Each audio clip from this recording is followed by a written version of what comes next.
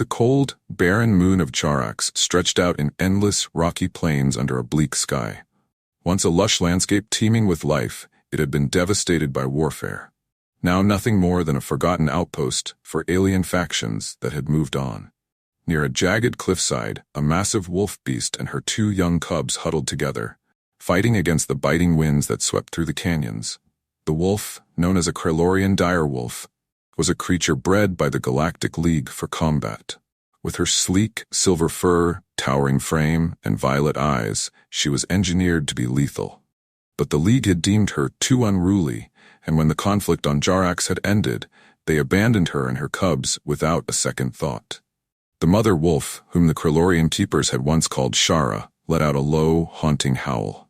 Her 2 cubs, shivering and huddled close, whimpered in response.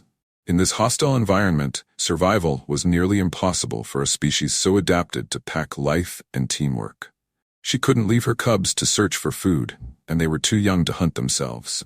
Shara knew that if help didn't come soon, her family wouldn't last much longer. Her howl echoed through the rocky landscape, unanswered and fading into the cold night air. But on the outskirts of Jarax, someone had heard. Sergeant John Avery, a seasoned soldier stationed at an isolated outpost on Jarax, was performing a routine scan of the nearby territories. His mission was to monitor for any life signs, generally stragglers or mechanical leftovers from the abandoned Krellorian fleet. Jarax was his last assignment before returning to Earth, and he was eager for it to be over. Days stretched out in monotonous cycles, with only the sounds of wind and static filling the quiet outpost. That evening, as John reviewed his scanner, something strange appeared on his screen, a faint, pulsing signal indicating life. It was unusual in such a desolate area. Intrigued, he calibrated the scanner, following the source. After a brief trek across the rocky terrain, he approached the area and paused, taking cover behind a nearby boulder as he observed from a distance. In the faint light of Jarax's twin moons he saw them, a massive wolf-like creature, her fur matted and tangled, with 2 small cubs at her side. John recognized her species immediately, a Krellorian direwolf, a rare and dangerous breed engineered by the League.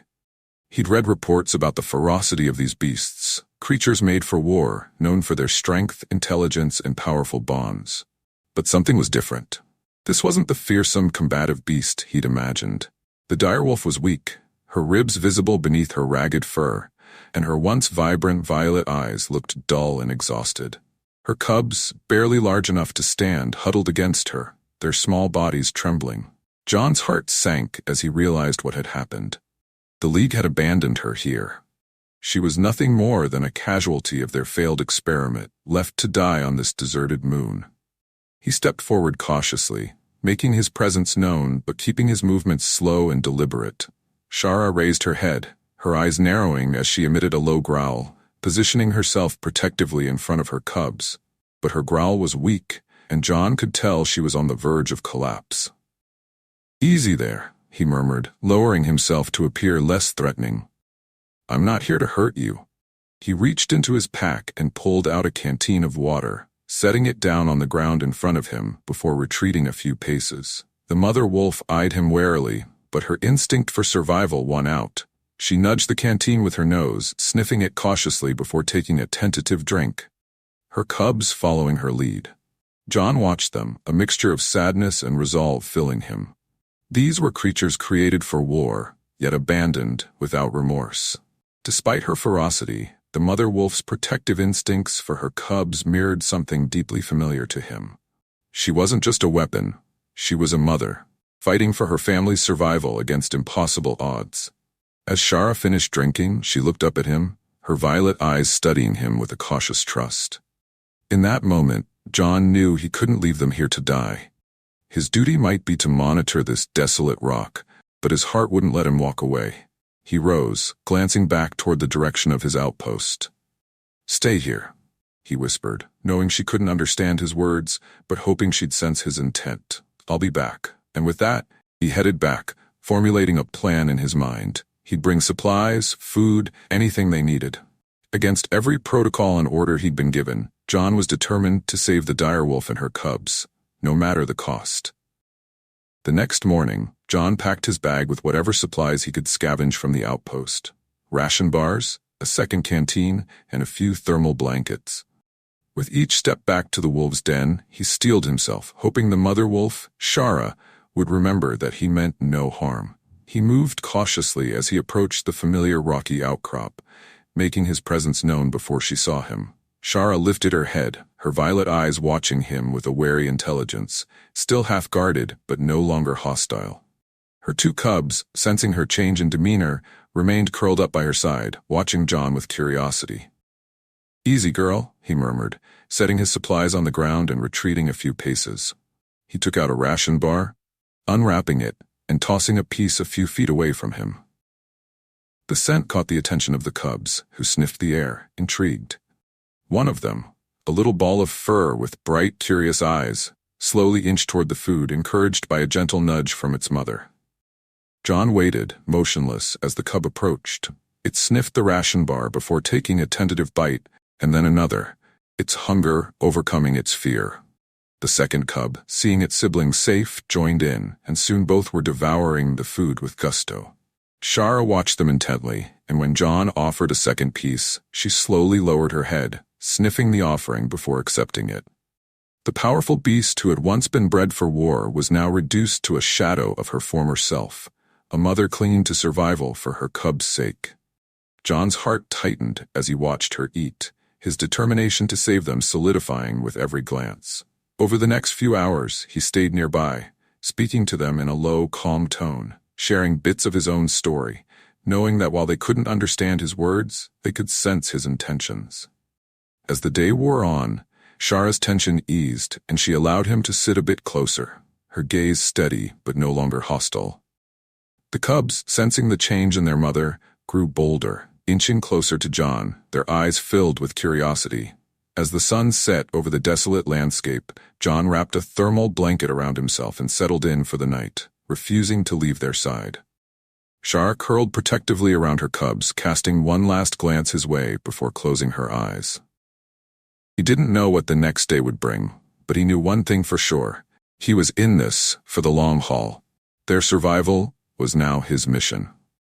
The following morning, John awoke to find the cubs inching even closer, their small noses sniffing at his gear. Shara watched from a few feet away, her body relaxed as she observed his every move. They were starting to trust him, a fragile but growing bond that John was determined to nurture. He slowly extended his hand toward the cubs, his movements careful and steady. The smaller of the two, whom he'd come to think of as Star for her bright eyes, sniffed his fingers before giving them a tentative nudge. Her sibling, whom he'd mentally dubbed Shadow, hung back, but watched with keen interest. Encouraged, John offered another piece of a ration bar, holding it out in his hand. Star took it eagerly, her tiny teeth crunching through the food as she looked up at him with those bright, trusting eyes. Shadow, seeing his sister safe, edged forward and sniffed John's hand before delicately taking a piece for himself. Shara observed, a low rumble of approval vibrating in her throat. John looked up at her, meeting her gaze with quiet respect. "You're not just a beast, are you?" he said softly. "You're a mother, doing everything you can to keep them safe, and I'm going to help you do that." As the days passed, John returned daily, bringing food, water, and supplies. He'd even managed to scavenge a few more thermal blankets to help them through the cold Jarax nights. Each visit deepened the bond between him and the wolf family. Shara allowed him closer to her cubs, her growls becoming softer, almost a greeting rather than a warning. One afternoon, he took a brave step, extending his hand slowly toward Shara herself. She tensed, her eyes narrowing as she considered his gesture. But after a moment's hesitation, she lowered her head and allowed him to place his hand on her thick fur. It was a small, tentative touch, but the warmth of her fur and the steady beat of her breathing connected them in a way that words never could. From that moment on, John knew their bond was real. The once ferocious beast was beginning to trust him, not just as a source of food, but as an ally. Her violet eyes, once cold and wary, softened slightly each time he approached, and she even allowed him to sit beside her as she watched over her cubs. But John knew this fragile peace couldn't last forever. His actions would eventually be noticed by his superiors. and his care for the wolves was a breach of protocol that would not be taken lightly. He was a soldier, bound by rules, and his superiors viewed creatures like Shara as little more than engineered tools, useful only when controlled. Yet every time he looked at the small cubs, playing and tumbling around his feet, and the fierce, devoted gaze of their mother, he knew he could never abandon them. No matter what orders he received, no matter the consequences, he would do everything in his power to protect this family. Days turned into weeks as John continued his daily visits to Shara and her cubs, ensuring they had enough food and water to survive the harsh conditions of Jarax. Each day, his bond with the wolves grew stronger. The cubs had grown bolder, playfully pawing at his boots and nosing his hands for treats, while Shara had taken to lying nearby, her gaze no longer suspicious but almost protective. She was no longer simply tolerating him, she saw him as part of their pack. However, John knew he was walking a tightrope. His superiors were becoming suspicious, noticing the extended patrols he took each day and his depletion of extra rations. While they hadn't yet confronted him, he sensed it was only a matter of time before someone would demand answers. One cold evening, as he sat with Shara and the cubs under the dim light of Jarax's moons, he realized he couldn't simply leave them to fend for themselves. Jarax was a brutal environment, and without him, the wolves wouldn't last. If he was going to keep them safe, he would need a long-term plan. The only solution was relocation. He knew of a sanctuary planet, Lysara, known for accepting abandoned or endangered alien species. It was far, and getting the necessary clearance would be nearly impossible, but it was the only hope for Shara and her cubs. As he formulated his plan, he knew he couldn't do it alone. Later that night, he sent a covert message to Dr. Mara Quinn, an old friend and a xenobiologist dedicated to the preservation of alien species. She had always been an advocate for animal rights, and if anyone would understand the importance of saving Shara and her cubs, it would be her. The next day, a secure reply came through from Dr. Quinn. "John, are you insane?" her message began, laced with worry but ending with, "But you know, I can't resist a challenge. I'll bring the equipment, but this has to be off the record. Command won't turn a blind eye to this." They arranged for her to arrive under the guise of routine medical checks. She landed in a small, unmarked transport ship, keeping her presence discreet. When she met the wolves for the first time, her reaction was immediate awe. "They're magnificent," she whispered, approaching cautiously. "I've read about Krillorian direwolves, but seeing them up close." Shara eyed her warily, but sensing John's comfort around Mara, allowed her to approach the cubs. Shadow and Star, playful as ever, curiously sniffed at Mara's hand, their noses twitching as they took in her scent. Mara's face softened, and she turned to John, her voice a mix of concern and admiration. "You did the right thing, John. They deserve a chance at life beyond this wasteland." With Mara's help, they prepared for the move. She administered a mild sedative to Shara and the cubs to keep them calm during the journey, and they carefully loaded the wolves into a reinforced transport bay, equipped with comfortable bedding, food, and water. Just as they finished, an urgent ping echoed from John's communicator. Command had detected unauthorized transport activity in his sector. "They're on to us," John muttered, his pulse racing. "We need to get out of here now." As they boarded the ship, John took the controls while Mara handled communications, quickly inputting false coordinates to throw off any pursuers. The transport's engines roared to life, and they took off, speeding away from Jarax as quickly as they could manage. But Command was relentless. Within minutes, a patrol ship appeared on their radar, closing in fast. "They're not giving up," Mara said, her voice tense. "They'll catch up to us at this rate." John gritted his teeth, maneuvering the ship toward a dense asteroid belt. "Hold tight, we're going through." Mara's eyes widened. "That's insane." But John was determined. He expertly navigated the ship through the maze of rocks, using the asteroids as cover, forcing the patrol to slow down to avoid collisions. Shara, barely conscious from the sedative, lifted her head and let out a low, comforting growl, as if sensing John's determination. After what felt like an eternity, they finally broke free from the asteroid field, the patrol ship lost behind them. They both exhaled in relief, and Mara managed a shaky laugh. "I'll never doubt your piloting skills again, John." "Neither will I," he replied with a grin, though his heart was still pounding. He glanced back at Shara and the cubs, who were slowly waking from the sedative, their eyes blinking in the dim light. They were safe, for now, but the journey wasn't over yet. As they continued toward Lysara, John looked back at Shara and her cubs, feeling a fierce pride in what they'd accomplished.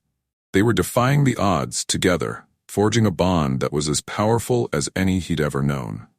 No matter the challenges ahead, John was ready to face them, as long as it meant giving Shara, Shadow, and Star the life they deserved. The journey to Lysara was far from a smooth escape. Command wasn't willing to overlook John's actions, especially not now that he'd taken the Krillorian direwolves into his own care. Within hours of leaving Jarax, Mara's sensors picked up another patrol ship trailing them. The pursuit wasn't over. "We're not going to lose them easily this time," Mara warned, her fingers dancing over the control panel as she assessed their options. John checked the nav data.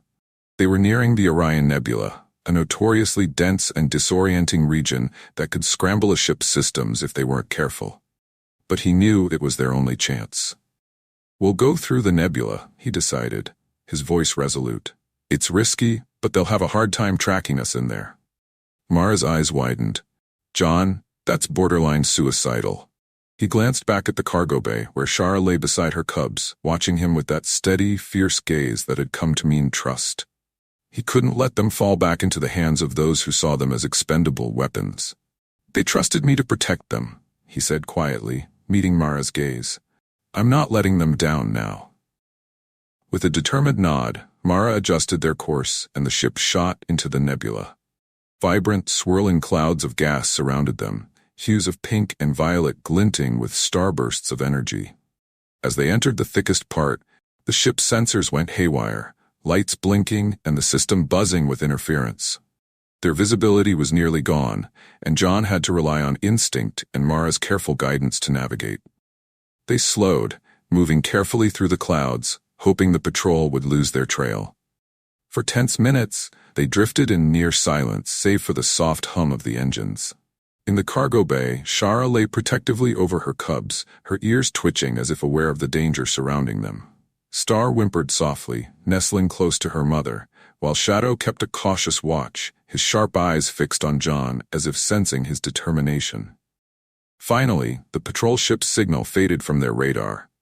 "We lost them," Mara whispered, relief flooding her voice. John exhaled, his hands trembling slightly as he adjusted their course back to Lysara. "Let's keep moving, just in case they pick up our trail again." As they left the nebula, the stars opened up before them, and a calm settled over the ship. They were finally free of their pursuers, at least for now.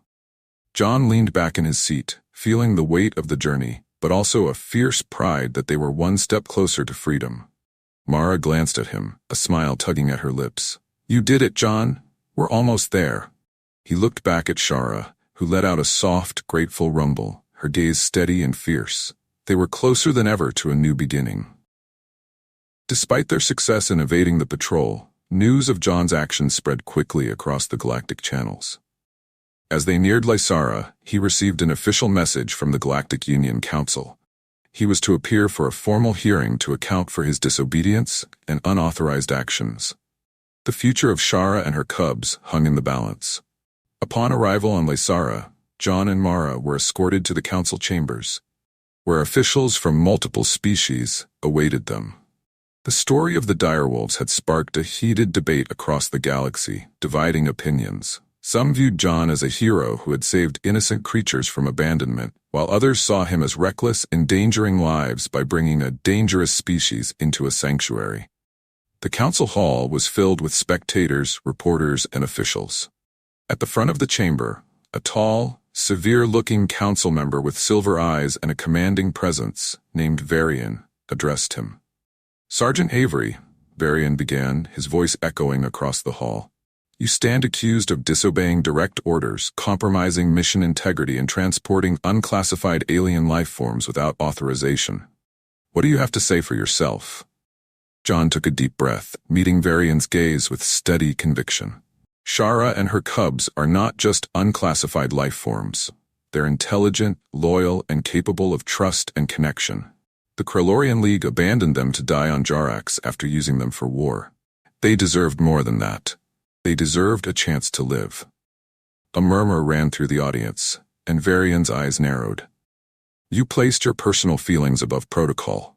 How can we trust that these creatures are not a threat to others? Mara stepped forward, her voice calm but impassioned. I'm a xenobiologist with extensive experience in alien species preservation, and I can attest to the Krellorian direwolves' capacity for social bonding and loyalty. They were only dangerous because they were treated as weapons. John saw their potential for more. Another council member, an elder from the empathetic Ryan species, raised her hand to speak. Sergeant Avery, you claim they are capable of trust. How did you come to this conclusion? John recounted his days with the wolves on Charax, describing Shara's protectiveness over her cubs, their gradual trust in him, and the moments they allowed him to be part of their family. Shara is a mother first and foremost.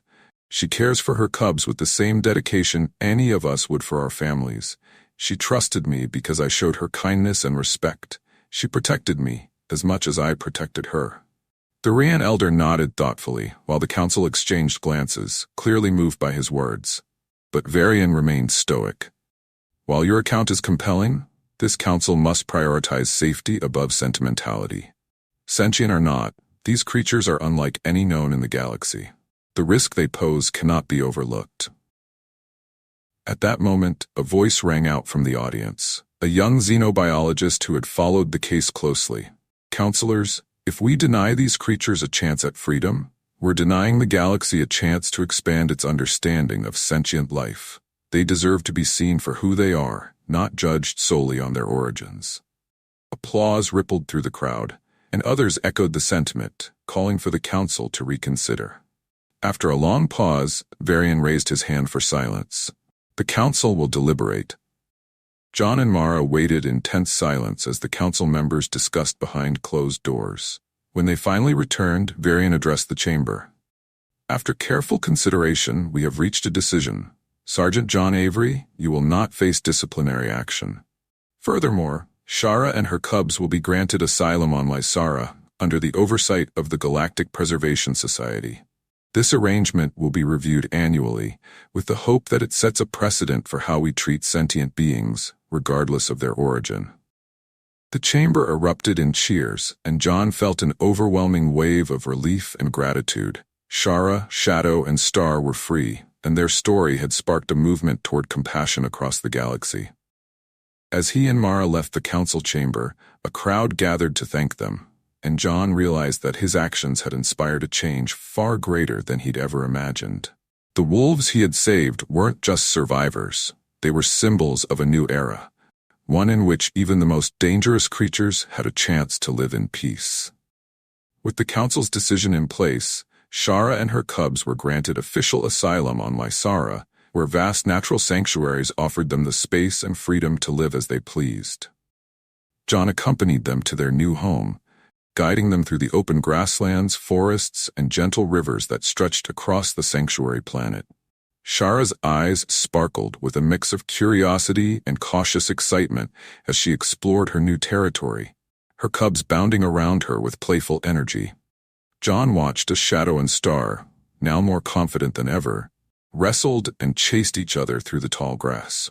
For the first time since he had found them, they were no longer fighting for survival. They were simply living. Shara, once a fierce protector against all threats, began to relax, her sharp gaze softening as she took in the gentle, unthreatening surroundings of Lysara. Dr. Maraquin stayed on Lysara to help John adjust the wolves to their new environment. She had prepared a space within the sanctuary where visitors could observe Shara and her cubs from a respectful distance, hoping their story would inspire a new appreciation for the complexities of alien life. One evening, as the sun set in twin streaks of red and gold, John sat with Mara on a hill overlooking the sanctuary. They watched Shara nudge her cubs playfully, showing them how to hunt in the safer, prey-filled terrain. The wolves were thriving, and John's heart swelled with pride. You know, I never imagined things would turn out like this, John said, a trace of wonder in his voice. When I found them on Charax, all I wanted was to give them a fighting chance. I never expected to be part of something so big. Mara nodded, her gaze warm. What you did, John, wasn't just about saving Shara and her cubs. You changed how the galaxy sees them and creatures like them. You gave the Council a reason to reconsider their own biases. They fell into a comfortable silence, watching as Shadow and Star curled up beside their mother, drifting off to sleep under the vast, star-filled sky. John felt a deep sense of peace settle over him. He had come to Jarax as a soldier, trained to follow orders, but he was leaving Lysara as something much more. A guardian and an advocate for beings once deemed unworthy of compassion. The story of Shara, Shadow, and Star spread across the galaxy, and they quickly became symbols of resilience, loyalty, and the importance of second chances. Beings from countless species visited Lysara, drawn by the story of the human soldier who had defied protocol to protect a family of alien wolves. People from all walks of life gathered at the sanctuary, learning not only about the Krellorian direwolves, but also about compassion and coexistence. John and Mara became co-founders of a new organization, the Galactic Guardians Initiative, dedicated to advocating for the rights of alien creatures and preserving endangered species across the galaxy. They were invited to intergalactic summits, conferences, and schools, where they shared the story of Shara and her cubs, inspiring others to consider the value of all life, regardless of its origins. On Lysara, the sanctuary expanded, opening more habitats for abandoned and endangered creatures. Visitors marveled at Shara's regal presence, Shadow's cautious curiosity, and Star's playful antics. The wolves were no longer seen as fearsome weapons. They were beings with emotions, intelligence, and a capacity for connection. People left the sanctuary with a new understanding of the importance of empathy and a commitment to fighting against the abandonment of sentient creatures. One day, a young boy visiting from a neighboring star system approached John, his eyes wide with excitement. "Is it true, Sergeant Avery?" he asked. "Did you really save them all by yourself?" John smiled, kneeling to meet the boy's gaze. "I didn't save them alone. They saved me too. They taught me that bravery isn't just about fighting, it's about standing up for those who can't protect themselves. And they showed me that sometimes family is more than just who you're born with. It's who you fight for." The boy beamed, looking over at Shara and her cubs, who were lounging peacefully in the grass, their bond as strong as ever. That evening, as the stars glittered over the sanctuary, John and Mara took one last stroll through the sanctuary grounds. They watched as Shara lifted her head, her eyes reflecting the starlight, and let out a long, proud howl, a sound of freedom and strength that echoed across the land. Shadow and Star joined in, their voices blending with their mother's in a harmonious call. Mara leaned closer to John, her voice soft. "You did something remarkable, John. You showed the galaxy what it means to be truly courageous." John smiled, his gaze on Shara and her cubs. "We all have a duty to protect what's vulnerable, to stand by those who need it. I may have started this journey for Shara, but now, I'm here for every creature like her." As they walked back toward the sanctuary's entrance, John felt an overwhelming sense of purpose. The wolves he had saved had given him a reason to fight for more than just himself, to work toward a future where every life, regardless of how dangerous or different, could be seen as worthy. Together, John, Mara, Shara, Shadow, and Star had forged a legacy, one that would inspire generations to come. They were no longer just a soldier, a scientist, and a family of alien wolves. They were guardians of the forgotten, champions of compassion, and pioneers of a future where empathy reached beyond the stars.